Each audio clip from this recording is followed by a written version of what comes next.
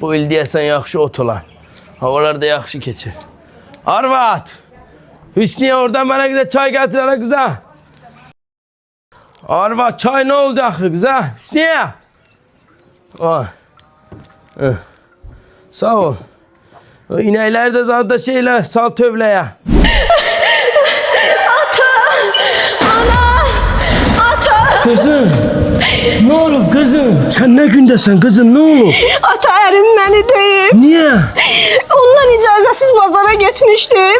Evə aynıyın almağa. Götürüb məni bu hava saldı. Ata qurban olum məni o evə göndərmə. Sus! Evvə qayıt. Yox Məni bu ata. kətdə biabır eləmə.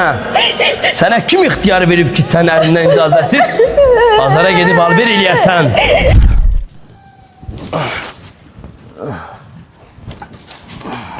Oy. Ata! Ana! Ata! Ata! Papa! Kızım! Ne olub mənim balam? Yoldaşım mənim başıma qışqırdı. Niye? Heç nə podruqalarımla diskotekaya gitmişdim. Səhərə yaxın saat 5'te gəlmişəm. Nə var ki bunda? Vay səni vicdansız. Buna görə arvadın başına qışqırarlar. Həsən alimenti verdi bu sənin. Hansı ərim ata? O ikincisi. Yox hələ borcu var. Bundan da alimenti alaq. Orada bir dənə frame tikək. Gün 300 manatdan biter bitir eləyək. Yes! Gedək qızım.